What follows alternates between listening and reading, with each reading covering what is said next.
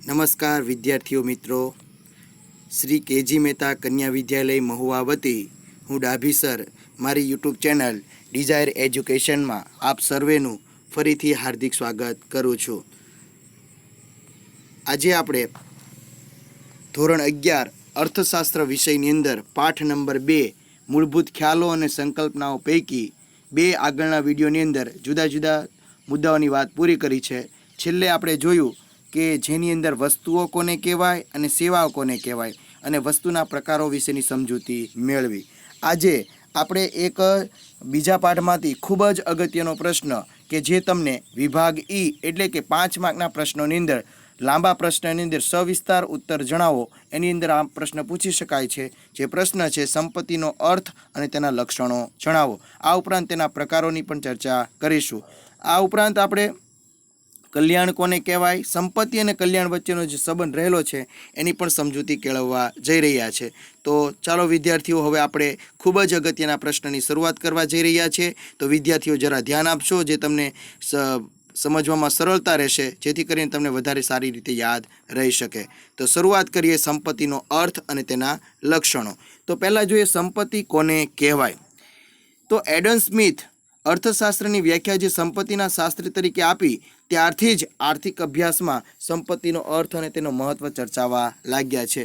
જો કે તમે આગળ પણ શીખ્યા છો કે એડમ સ્મિથ એ અર્થશાસ્ત્રના પિતા તરીકે ઓળખવામાં આવે છે। એણે જે અર્થશાસ્ત્રની વ્યાખ્યા આપી છે એણે સંપત્તિના શાસ્ત્ર તરીકે આપી છે, એટલે એણે સંપત્તિના શાસ્ત્ર તરીકે જે વ્યાખ્યા આપી એને કારણે એને બહુમાન પ્રાપ્ત થયું છે। આમ એને અર્થશાસ્ત્રના પિતા તરીકે પણ ઓળખવામાં આવે છે। એણે સૌપ્રથમ સંપત્તિ શબ્દનો ઉપયોગ કર્યો હતો અને ત્યાર પછી એનું મહત્ત્વ ચર્ચાવા લાગ્યું। પ્રોફેસર આલ્ફ્રેડ માર્શલ એ સંપત્તિનો અર્થ આપતા જણાવે છે કે આલ્ફ્રેડ માર્શલ એક ખૂબ જ પ્રખ્યાત એવા અર્થશાસ્ત્રી છે કે જેણે સંપત્તિનો અર્થ આપતા કહ્યું છે કે જે વસ્તુ ઉપયોગી હોય, અછતવાળી હોય, વિનિમય પત્ર હોય, જેના પર વ્યક્તિગત માલિકી થઈ શકતી હોય, તો એવી વસ્તુને સંપત્તિ તરીકે ઓળખવામાં આવે છે। જો એના અહીં ખૂબ જ અગત્યની વ્યાખ્યા આપી છે। જો તમને એની વ્યાખ્યા યાદ રહેશે તો એના લક્ષણો પણ ખૂબ સરળતાથી યાદ રહી શકે એમ છે, કારણ કે એની વ્યાખ્યા પરથી જ એના લક્ષણો તારવી શકાય છે। ફરીથી, પહેલું છે ઉપયોગી, બીજું છે અછતવાળી, ત્રીજું છે વિનિમય પાત્ર, ચોથું કે વ્યક્તિગત માલિકી। તો આ રીતે કે જે વસ્તુ આપણે બહુ ઉપયોગી હોય, તેની અછત હોય, વિનિમય પાત્ર કે જેને આપલે થઈ શકતી હોય, જેના પર વ્યક્તિગત માલિકી થઈ શકતી હોય, તો તેને સંપત્તિ તરીકે ઓળખવામાં આવે છે। જો એની ઉદાહરણ તરીકે જોવું હોય તો આપણું મકાન, આપણી જમીન, આપણી પાસે રહેલી સોનું, ઝવેરાત, આ બધી ઉપયોગી છે। ભવિષ્યમાં જે આપણી જરૂરિયાત ઊભી થાય તો એનો વિનિમય પણ આપણે કરી શકીએ છીએ, એની પર આપણે માલિકીપણાનો ગુણ પણ છે। આ રીતે આ બધી વસ્તુ આપણી સંપત્તિ છે। તો અહીં વાત પૂરી કરી સંપત્તિના અર્થની વાત। હવે જોઈએ સંપત્તિના લક્ષણોની વાત, કે આપણે હમણાં જ મેં તમને કીધું કે એની વ્યાખ્યા પરથી એના મહત્ત્વના લક્ષણો તરી આવે છે। તો એની વ્યાખ્યાની અંદર પરથી જ એના લક્ષણો તરી આવે છે। પહેલું છે તે ઉપયોગિતાનો ગુણ ધરાવે છે।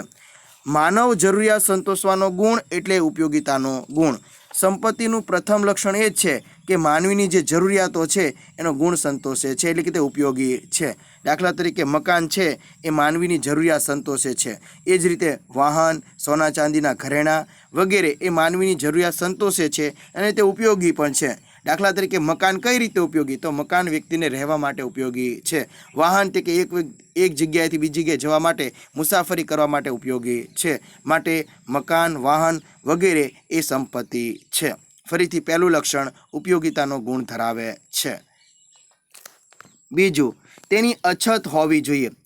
વસ્તુમાં ઉપયોગિતાના ગુણ હોવાની સાથે તેમાં અછતનો પણ ગુણ હોવો જોઈએ, કારણ કે અછતવાળી વસ્તુ જ વિનિમય મૂલ્ય ધરાવે છે। જે આગળના મુદ્દાની અંદર આપણે ચર્ચા કરી છે, જો સર્વસુલભ વસ્તુ બધાને સરળતાથી મળી જતી હોય તો એને સંપત્તિ ગણી શકાય નહીં, કારણ કે એનો વિનિમય થતો નથી। પરંતુ અછતવાળી વસ્તુ હોય તો એનો જ આપણે સંપત્તિ તરીકે ઉપયોગ કરી શકીએ છીએ। દાખલા તરીકે સર્વસુલભ વસ્તુ સૂર્યપ્રકાશ છે, એને આપણે સંપત્તિ ગણી શકતા નથી, એનો વિનિમય પણ થઈ શકતો નથી। પરંતુ દાખલા તરીકે મકાન છે એની અછત છે, વાહન છે કે એની પણ અછત છે, માટે એને સંપત્તિ તરીકે ઓળખાવી શકાય છે। આમ તેનું બીજું મહત્ત્વનું લક્ષણ છે અછત હોવી જોઈએ।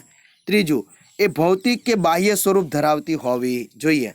કે સંપત્તિ છે એનું ભૌતિક કે બાહ્ય સ્વરૂપ ધરાવે છે. વ્યક્તિમાં કોઈ રહેલો જ્ઞાન હોય, વ્યક્તિની અંદર રહેલી સમજણ કે કળા છે એ સંપત્તિ નથી, કારણ કે તેનો વિનિમય થઈ શકતો નથી. જે તે વ્યક્તિની અંદર જે વ્યક્તિ ગુણ રહેલો છે એ આંતરિક ગુણ છે, એને આપણે બીજી વ્યક્તિ તરફ દાખલ કરી શકતા નથી. એટલે કે એનું ભૌતિક અને બાહ્ય સ્વરૂપ હોવું જરૂરી છે. ઘણી વખત વિચારવાની શક્તિ છે એ ગુણ છે, એ સંપત્તિ નથી. એટલે કે જે વ્યક્તિની અંદર જે વિચારવાની શક્તિ છે એ બીજા વ્યક્તિમાં આપણે હસ્તાંતરિત કરી શકતા નથી, માટે તેને વિચારવાની શક્તિને પણ આપણે સંપત્તિ ગણી શકતા નથી. એટલે સંપત્તિ તરીકે એક ત્રીજું મહત્વનું લક્ષણ એ છે કે તેનું ભૌતિક અને બાહ્ય સ્વરૂપ પણ હોવું જોઈએ. ચોથું, વિનિમય પાત્ર હોવી જોઈએ. વિનિમય પાત્ર એટલે કે જે વસ્તુ ઉપયોગી હોય, એનું બાહ્ય સ્વરૂપ હોય, પણ જો વિનિમય પાત્ર ન હોય તો એ સંપત્તિ નથી. એ સંપત્તિનો એક અગત્યનો ગુણ એની વિનિમય ક્ષમતા પણ છે. તે આપીને આપણે સામેવાળી બીજી કોઈ વસ્તુ આપણે મેળવી શકીએ છીએ. સંપત્તિ વ્યક્તિની વર્તમાન જરૂરિયાતો સંતોષે છે અને ભવિષ્યમાં જે જરૂરિયાત થવાની છે એ પણ જરૂરિયાત સંતોષવામાં મદદરૂપ થાય છે, તો જ એની વિનિમય ક્ષમતા કહેવામાં આવે છે. દાખલા તરીકે મકાન છે તો આપણી વર્તમાન જરૂરિયાત એ છે કે આપણે રહેવા માટેની જરૂરિયાત સંતોષે છે, પણ ભવિષ્યમાં કદાચ વેચીને આપણે બીજી જરૂરિયાત સંતોષવી હોય તો એ પણ આપણે સંતોષી શકીએ છીએ. એ જ રીતે સોનું, ઝવેરાત, જમીન પણ સંપત્તિ છે, કારણ કે તેનું વિનિમય મૂલ્ય ધરાવે છે. પાંચમું, ટકાઉપણાનો ગુણ. સંપત્તિની અંદર ટકાઉપણાનો પણ ગુણ હોવો જોઈએ. જે વસ્તુ કે સેવા નાશવંત હોય એ જથ્થાને આપણે લાંબો સમય સુધી સાચવી શકતા નથી, એને સંપત્તિ ગણી શકાતી નથી. દાખલા તરીકે સોનું છે, જમીન છે, મકાન છે, એ સંપત્તિ છે, કારણ કે એને વર્ષો સુધી આપણે સાચવી શકીએ છીએ, એ માટે સંપત્તિ છે. શ્રમિકોનો શ્રમ છે, શિક્ષકનું શિક્ષણ કાર્ય છે, ખેડૂત દ્વારા થતું જે કાર્ય છે એ નાશવંત સંપત્તિ નથી. એ કારણ કે તેને નાશવંત વસ્તુઓ છે એને સંપત્તિ ગણી શકાતી નથી, કારણ કે એને લાંબા સમય સુધી આપણે ટકાવી શકતા નથી. કહેવાનો મતલબ, જે વસ્તુઓ લાંબા સમય સુધી ટકાવી શકાતી નથી, નાશવંત વસ્તુઓ છે એને સંપત્તિ કહી શકાતી નથી. પરંતુ જેને આપણે લાંબો સમય સુધી સાચવી શકીએ છીએ અને લાંબો સમય સુધી રહી શકે છે તો એને સંપત્તિ ગણવામાં આવે છે. તો અહીં આપણે એના 5 લક્ષણોની વાત પૂરી કરી. ફરીથી, ઉપયોગિતાનો ગુણ, બીજું અછત હોવી જોઈએ, ત્રીજું ભૌતિક કે બાહ્ય સ્વરૂપ ધરાવે છે, ચોથું એનું વિનિમય પાત્ર હોવું જોઈએ, અને પાંચમું ટકાઉપણાનો ગુણ ધરાવતી હોવી જોઈએ, તો જ એને સંપત્તિ તરીકે ઓળખવામાં આવે છે. આમ ટૂંકમાં કહી શકાય કે બાહ્ય, ઉપયોગી અને વિનિમય પાત્ર અને ભૌતિક અછતવાળી વસ્તુ હોય તો એને સંપત્તિ કહેવામાં આવે છે. તો આવા સંપત્તિના પ્રકારો વિશેની સમજૂતી મેળવીશું. પહેલું છે વ્યક્તિગત સંપત્તિ અને સામાજિક સંપત્તિ, કે જે સંપત્તિની માલિકી અને વપરાશ કોઈ ખાનગી વ્યક્તિ કરતો હોય, વ્યક્તિગત રીતે થતો હોય તો એને વ્યક્તિગત સંપત્તિ કહેવામાં આવે છે. દાખલા તરીકે મારું મકાન એ મારી વ્યક્તિગત સંપત્તિ તરીકે ઓળખવામાં આવે છે. બીજું, જે સંપત્તિની માલિકી અને તેનો વપરાશ સમાજ અથવા તો સમૂહ દ્વારા થતો હોય તો એને સામૂહિક સંપત્તિ તરીકે ઓળખવામાં આવે છે. દાખલા તરીકે આપણે જોઈએ કે કોઈ પણ સમાજની અંદર આપણે જ્ઞાતિની વાડી જોવા મળે છે, તો એનો વપરાશ સમગ્ર સમાજ અથવા સમૂહ દ્વારા થતો હોય છે, તો એને સામાજિક સંપત્તિ તરીકે ઓળખવામાં આવે છે. બીજું છે રાષ્ટ્રીય સંપત્તિ અને આંતરરાષ્ટ્રીય સંપત્તિ. જે સંપત્તિ રાષ્ટ્રની હોય, કોઈ એક દેશની હોય તો એને રાષ્ટ્રીય સંપત્તિ તરીકે ઓળખવામાં આવે છે. જે તે દેશની અંદર આવેલી નદી, પર્વત, એનો રણ પ્રદેશ, જાહેર રસ્તાઓ, ઐતિહાસિક ઇમારતો, દાખલા તરીકે આપણા દેશની અંદર આવેલો તાજમહેલ એ આપણી રાષ્ટ્રીય સંપત્તિ છે. એ જ રીતે આપણો જે વારસો છે એ પણ આપણી રાષ્ટ્રીય સંપત્તિ છે. પરંતુ જે સંપત્તિ કે એક દેશની નથી પરંતુ દેશની સરહદ છોડ્યા પછી આવે છે તો તેને આંતરરાષ્ટ્રીય સંપત્તિ તરીકે ઓળખવામાં આવે છે. દાખલા તરીકે કોઈ પણ દેશની હદ છોડ્યા પછીની જે દરિયો આવે છે તો તેને આંતરરાષ્ટ્રીય સંપત્તિ ગણવામાં આવે છે. તો અહીં આપણે સંપત્તિના પ્રકારોની ટૂંકી સમજૂતી મેળવી. વ્યક્તિગત સંપત્તિ અને સામાજિક સંપત્તિ, બીજું રાષ્ટ્રીય સંપત્તિ અને આંતરરાષ્ટ્રીય સંપત્તિ. હવે એક નવો કોન્સેપ્ટ જેને કલ્યાણ તરીકે ઓળખવામાં આવે છે. તો કલ્યાણ એટલે સારી સ્થિતિ, પરિસ્થિતિમાં સુધારો. આર્થિક રીતે કહીએ તો ભૌતિક જીવન ધોરણમાં સુધારો અથવા વધુ સારી સ્થિતિનું નિર્માણ. ફરીથી, કલ્યાણ શબ્દનો તો આપણે ઘણી વખત ઉપયોગ કરતા હોઈએ છીએ, પરંતુ એનો અર્થ થાય છે કલ્યાણ એટલે સારી સ્થિતિ અથવા તો પરિસ્થિતિમાં સુધારો. આર્થિક રીતે એટલે કે પૈસા ટકાની દ્રષ્ટિએ ભૌતિક જીવન ધોરણમાં સુધારો થાય, વધુ સારી સ્થિતિનું નિર્માણ થાય તો એને કલ્યાણ થયું છે એમ કહેવાય. આપણે આધ્યાત્મથી માંડીને અર્થશાસ્ત્ર સુધી કલ્યાણ શબ્દનો ઉપયોગ થાય છે. તમે રામાયણ અને મહાભારતની અંદર પણ જોયું હશે, સાંભળ્યું હશે કે વારંવાર આ શબ્દનો ઉપયોગ થાય છે. જ્યારે કોઈ વડીલ વ્યક્તિ મળે અને તને પ્રણામ કરતા હોય ત્યારે તરત જ શબ્દ બોલાય છે કે તમારું કલ્યાણ થાઓ. એનો કહેવાનો મતલબ કે તમારી સ્થિતિમાં સુધારો થાઓ.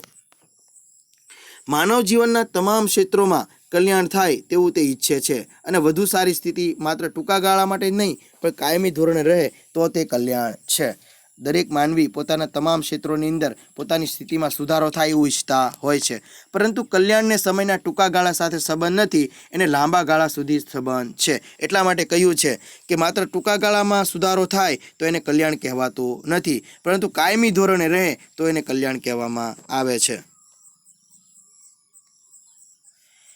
અર્થશાસ્ત્રમાં કલ્યાણને બે રીતે વિચાર કરી શકાય, એટલે કે અર્થશાસ્ત્રમાં કલ્યાણને બે રીતે વિચાર કરી શકાય છે.